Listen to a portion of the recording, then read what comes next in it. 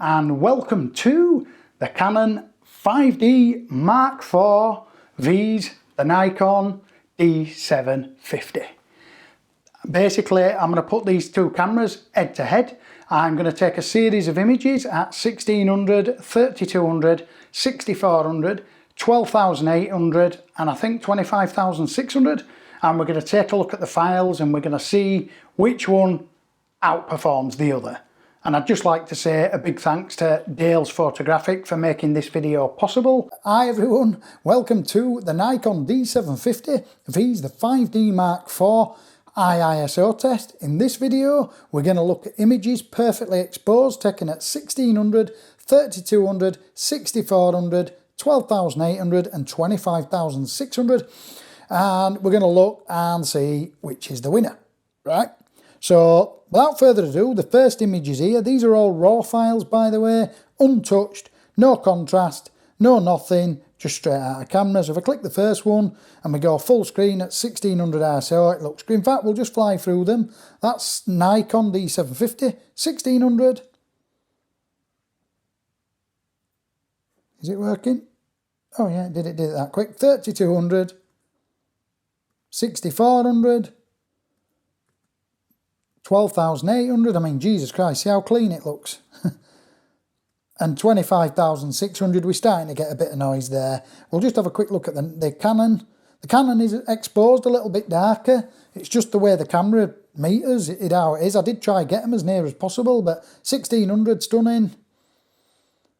3200, stunning. This is the 5D Mark IV now. I have to keep reminding myself because I don't know if I'm saying it wrong camera. I've reviewed that many. That's 6400 5D4, 12,800 5D4. Again, stunning. 25,600. Let's press the screen. I'd say that looks near as goddammit the same as the D750. But anyway, let's actually get to the nitty gritty and go back to 1600. Press the C key and we'll go get the 1600 Canon.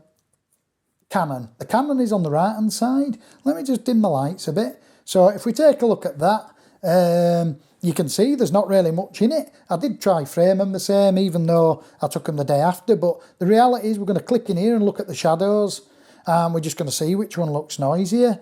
And I'm going to say that even though the Canon is probably a bit tighter, a bit darker, I'd say it's pretty much a tie is 1600. So we'll just, I'll just come down here now and I'll try leave the lights off. I'll go to 3200 on the left and we'll just move the Canon to 3200. So left hand side, Nikon D750, right hand side, 5D4. Let's just take and have a little look in the shadows. And I'm probably saying that the Nikon is a touch cleaner, but I mean, it is nitpicking, but it is a touch cleaner if I'm honest.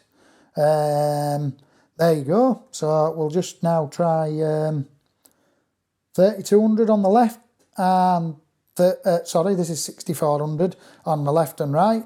Nikon on the left, Canon 5D4 on the right. Let's zoom in. Yes, I'd definitely say the Nikon's taking this now. There's not a great deal in it, but it's definitely more grainier on the right hand side. Zoom back, they're both fantastically clean as we've just seen at the beginning of the video. So we'll now go to 12.8 and we'll go to 12.8 on the right. Nikon on the left, 12,800, and these are perfectly exposed, by the way. They're not underexposed like in the dynamic range test. We'll just zoom, sorry, a bit of lag there on my MacBook. And you can see now that the Nikon is starting to take over quite nice. But again, it's not really that bad. I mean, let's zoom back out. They're both fantastically clean for 12,800 to be fair. But if I'm being nitpicking, then Nikon has taken the lead. And again, I'll just turn the lights on, just make sure we're right. We've got 25,600 on both images. Left, Nikon D750. Right hand side, Canon 5D Mark IV. Let's just turn the lights out. Let's just zoom in and take another look. Come on.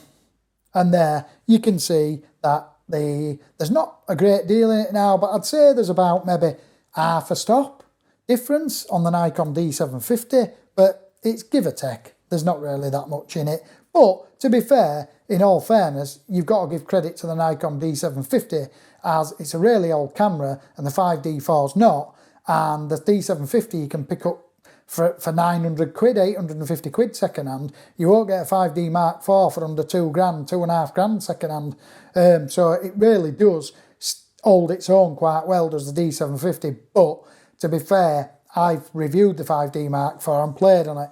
It is a miles better camera, but for pure ISO performance, if you don't want to spend all that money on the 5D4 and you're happy to go Nikon, the D750 will really cut it for you. It is a fantastic, stunning camera.